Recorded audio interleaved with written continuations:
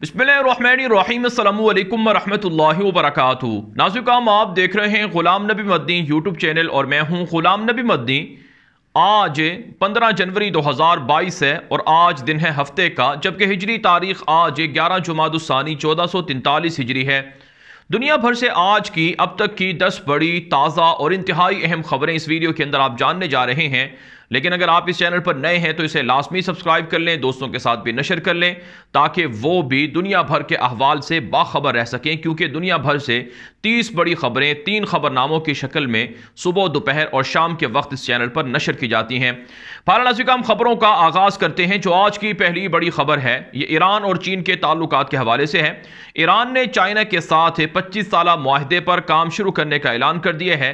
1 साल कबल मार्च 2021 में ईरान और चाइना के दरमियान 25 साला मुआहिदा हुआ था, जिसके अंदर चीन ने ईरान के अंदर 400 अरब डॉलर की सरमायाकारी करनी थी। लेकिन जो ईरान की नई हुकूमत है इब्राहिम रईसी की, जो चंद महीने पहले सामने आई है, इस हुकूमत ने ऐलान किया था कि ईरान और चीन के दरमियान जो 25 साला 400 अरब डॉलर का मुआहिदा है इसे रिव्यू किया जाएगा, क्योंकि इससे ईरान की खुद मुख्तारी और सलामती मुतासर हो सकती है। लेकिन अब ईरानी वजीर खारजा अमीर हुसैन अब्दुल्लहियान ने दौरा किए है ईरान, चाइना का, और चीन के आला हुकाम से मुलाकातें की हैं। और इस मुलाकात के दौरान जो ईरानी वजीर खारजा हैं उन्होंने चाइना के अंदर बैठकर यह ऐलान किया है कि जल्द इस मुआहिदे पर काम शुरू हो जाएगा और 400 अरब डॉलर की सरमायाकारी ईरान के अंदर चाइना करने जा रहा है। नाज़िकाम, चाइना इस सरमायाकारी के अंदर सड़कें बनाएगा, पुल बनाएगा, रेलवे ट्रैक बिछाएगा और इसी तरह से इंडस्ट्रियां लगाएगा और पेट्रोल और गैस के जो ज़खायर हैं उनको तलाश करेगा। और इसी तरह से ईरान के ज़रिए से चाइना को जोड़ा जाएगा और मुख्तलिफ ममालिक के अंदर जो चाइना का ये मनसूबा है 70 से ज़ायद ममालिक के अंदर जारी है, उसके साथ ईरान को मुंसलिक किया जाएगा। नाज़िकाम, इस मुआहिदे से अमरीका और यूरोप को काफ़ी एतराज़ है। अमरीका ने चाइना को धमकियां दी हैं कि ईरान की पुष्पनाही बंद कर दे, जो ईरान खतरनाक हथियार बना रहा है। नाज़िकाम, जो आज की दूसरी बड़ी खबर है ये अफगानिस्तान से है। अफगानिस्तान के अंदर तालिबान अमलन इस्लामी निज़ाम को कायम कर रहे हैं। अफगानिस्तान का सूबा पख्तिया है जहां पर तालिबान ने म्यूजिक आलात को तोड़ डाला है, जला दिया है और इसी तरह से शराब और जुए के अड्डे भी बंद कर दिए हैं।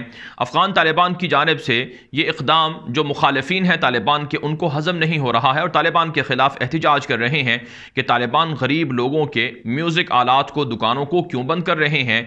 ये तो एक तरह से उन पर जुल्म है। तालिबान कहते हैं कि जो शरीयत के मुखालिफ काम होंगे उन्हें रोका जाएगा, बंद किया जाएगा। इसके मुकाबले में जिन लोगों को यह काम से रोका जा रहा है उन्हें चाहिए कि वो दीगर चीज़ों में अपना हुनर आजमाएं और उन्हें रोजगार भी और दीगर जो चीज़ें हैं वो भी फराहम की जाएंगी। नाज़िकाम, जो आज की तीसरी बड़ी खबर है ये पाकिस्तान पर भारत का घिनौना इल्ज़ाम है। भारत ने पाकिस्तान पर इल्ज़ाम लगाया है कि पाकिस्तान भारत की रियासत पंजाब के अंदर सिखों को सपोर्ट कर रहा है। खालिस्तान को बनाने के लिए पाकिस्तान धमाका खेज मवाद पाकिस्तान से रियासत पंजाब के अंदर मुंतकिल कर रहा है। IED धमाका खेज बारूद भारत ने पकड़ने का दावा किया है, जो पाकिस्तान से स्मगल होकर भारत की रियासत पंजाब में गया था। यह भारत की रियासत है जहां पर इलेक्शन भी होने वाले हैं, बीजेपी को शिकस्त होने वाली है और खालिस्तान के हक में जो सिखों की रेफरेंडम है या उनका मूवमेंट है, उनकी जो मूवमेंट है वो आगे बढ़ रही है और सिखों की इस तहरीक का इल्ज़ाम पाकिस्तान पर धरा जा रहा है।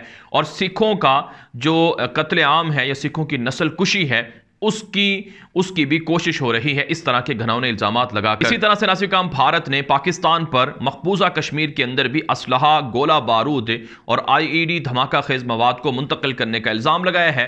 भारत के आर्मी चीफ भी 2 रोज़ पहले धमकी दे चुके हैं कि पाकिस्तान के अंदर ट्रेनिंग सेंटर्स हैं, कैंप्स हैं, लॉन्च पैड हैं जिन पर हमला किया जा सकता है। इसका मतलब यह है कि भारत पाकिस्तान के खिलाफ किसी न किसी फॉल्स फ्लैग ऑपरेशन की तैयारी कर रहा है। नाज़िकाम, जो आज की चौथी बड़ी खबर है यह भारत के जंगी जुनून के हवाले से है।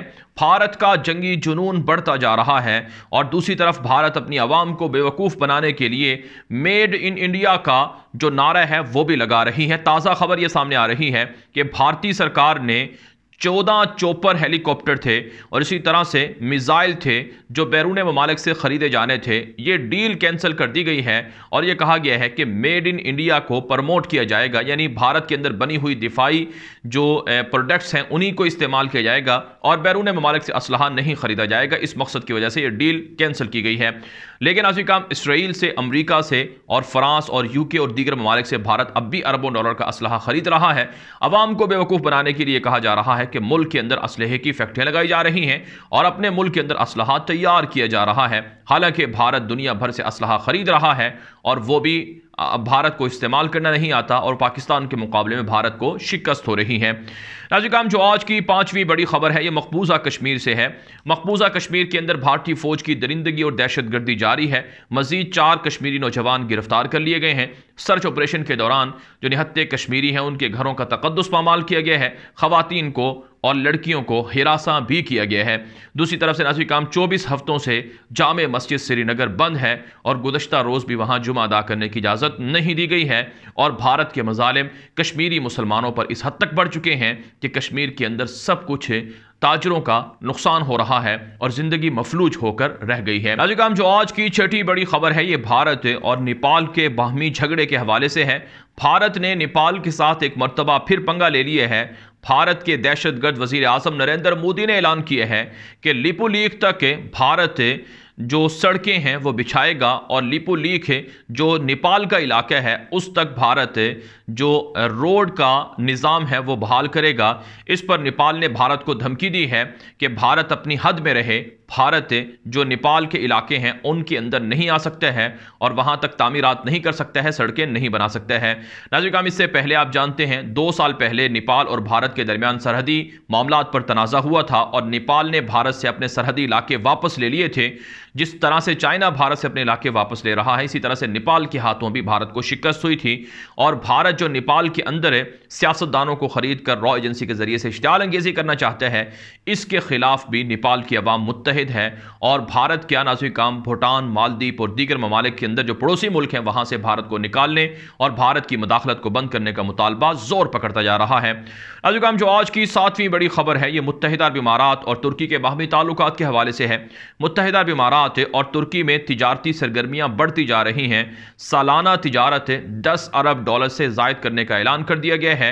नाज़रीन रिपोर्ट में कहा गया है कि गुज़श्ता 10 सालों में $90 अरब की तिजारत हुई है दोनों मुल्कों के दरमियान, लेकिन पिछले 2-3 साल से ताल्लुकात ख़राब थे जिसकी वजह से तिजारती ताल्लुकात भी मुतासर हुए हैं। अब मुत्तहिदा अरब इमारात ने एक मरतबा फिर तुर्की के साथ ताल्लुकात बहाल करके तिजारती मामलात को बढ़ाने का ऐलान किया है। मुत्तहिदा अरब इमारात के जो वली अहद हैं मोहम्मद बिन जायद अल नहयान वो दौरा भी कर चुके हैं तुर्की का और तुर्की के सदर भी दौरा करने वाले हैं इमारात का। कहा जाता है कि इन दोनों ममालिक के ताल्लुकात जो सरमायाकारी है $10 अरब की सरमायाकारी यूएई ने तुर्की के अंदर करने की भी हामी भरी है और इससे सरमायाकारी से दोनों मुल्कों के ताल्लुकात मुस्तहकम होंगे और इससे तुर्की की आवाम को भी फायदा पहुंचेगा। नाज़रीन जो आज की 8वीं बड़ी खबर है ये अमेरिका और ईरान के ताल्लुकात के हवाले से है। अमेरिकी वजीर खारजा एंटोनी ब्लिंकन ने ईरान को धमकी दी है कि जोहरी मुज़ाकरात पर ईरान के पास वक्त कम बाकी रह गया है, चंद हफ्ते हैं, ईरान फैसला करे कि अमेरिका और यूरोप की शराइत ईरान ने माननी है या नहीं माननी। अगर ईरान ने जोहरी मुज़ाकरात में, जोहरी डील में कोई संजीदा मौक़िफ़ इख्तियार ना किया तो फिर अमेरिका और उनके इत्तिहादी मुतबादल ऑप्शन इख्तियार करेंगे और मुतबादल ऑप्शन के अंदर ईरान पर हमला भी हो सकता है और ईरान को मज़ीद मफलूज किया जा सकता है पाबंदियों के ज़रिए से। जबकि नाज़रीन इसराइल इस हवाले से काफ़ी खुश दिखाई दे रहा है कि ईरान के साथ किसी भी तरह की जोहरी डील ना हो बल्कि ईरान की जोहरी तनसीबात को उनको तबाह कर दिया जाए। अगरचे ये टोपी ड्रामा जारी है लेकिन अमलन आज तक इनके दरमियान कोई जंग नहीं हुई है। नाज़रीन जो आज की 9वीं बड़ी खबर है ये शाम से है। शाम के अंदर 2 खुदकुश बमबारों ने तुर्की के सरहदी इलाकों में धमाका कर दिया है जिससे नाज़रीन 2 अफराद जाँ भाग हुए हैं और कई जख्मी हुए हैं। शाम के अंदर तुर्की ऑपरेशन कर रहा है। इस हवाले से तुर्क फौज ने कहा है कि ये धमाके और ये तुर्की की फौज पर हमले ये काबिल बर्दाश्त नहीं है, इनका बदला लिया जाएगा, कुर्बानियां रायगा नहीं जाएंगी। इफरीन और दीगर इलाकों के अंदर तुर्क फौजें बागियों के खिलाफ ऑपरेशन करके उनका कला कमा कर रही हैं। दूसरी तरफ से नाज़रीन खबरें हैं कि शाम के साथ उर्दन ने खुफिया ताल्लुकात बनाना शुरू कर दिए हैं। सिर्फ उर्दन ही नहीं दीगर अरब रियासतें जैसा कि सऊदी अरब है, यूएई है, कुवैत है, बहरीन है और दीगर ममालिक भी शाम के बशार दरिंदे के साथ ताल्लुकात बना रहे हैं और इसराइल इससे फायदे समेटने की कोशिश कर रहा है। नाज़रीन जो आज की 10वीं बड़ी खबर है ये अमेरिका से है। अमेरिका के अंदर नस्ल परस्ती बढ़ती जा रही है। एक और सियाह फाम शख्स को पुलिस अफसर ने गोली मारकर कत्ल कर दिया है। नाज़रीन काम अमेरिका के अंदर सालाना सैकड़ों जो स्याह फार्म हैं वो नस्ल परस्ती का निशाना बनते हैं, उन पर हमले होते हैं और उन्हें कत्ल कर दिया जाता है। और सफ़ेद फार्म वो दहशतगर्दी की हद तक बढ़ चुके हैं और सफ़ेद फार्म नस्ल परस्ती की तमाम हदें पार कर चुके हैं। नाज़रीन काम अमेरिका के अंदर है सिर्फ नस्ल परस्ती ही नहीं बढ़ रही, वतन परस्ती ही नहीं बढ़ रही, बल्कि अमेरिका के अंदर सिविल वार, खाना जंगी के खदशात भी बढ़ रहे हैं, जिसके लिए अमेरिका की हुकूमत ने नया शोबा कायम करने का ऐलान किया है। और अमेरिका की मुख्तलिफ रियासतों के अंदर अमेरिकी फौजें नस्ल परस्ती या दूसरे लफ्ज़ों में सिविल वार के खिलाफ लड़ने के लिए भी तैयारियां कर रही हैं। जो बीज सफ़ेद फार्म दहशतगर्दों का डोनाल्ड ट्रंप ने बोया था, अब वो तेज़ी से फलता जा रहा है और तेज़ी से अब पूरी जो अमेरिका की रियासतें हैं वो सिविल वार की, नस्ल परस्ती की लपेट में आ रही हैं। दुनिया भर से ये थी अब तक की 10 बड़ी खबरें। इन खबरों के हवाले से आपकी क्या राय है? अपनी राय कमेंट के जरिए से, व्हाट्सएप के जरिए से लाजमी पहुंचाएं। आपकी आरा की रोशनी में यह सिलसिला मजीद अच्छा और बेहतर बनाया जाएगा। और इसी तरह से दोस्तों के साथ ये वीडियो लाजमी नशर किया करें ताकि वो भी दुनिया भर के अहवाल से बाखबर रह सकें। मजीद खबरों के लिए और तबसरों के लिए आप हमारे दूसरे यूट्यूब चैनल दुनिया मेरे आगे को भी फॉलो कर सकते हैं, सब्सक्राइब कर सकते हैं। वहां पर भी आपको लेटेस्ट मालूमात और अपडेट देखने को मिलेंगी। अब तक के लिए इतनी इजाजत दीजिए। अस्सलामु अलैकुम व रहमतुल्लाहि व बरकातुहू।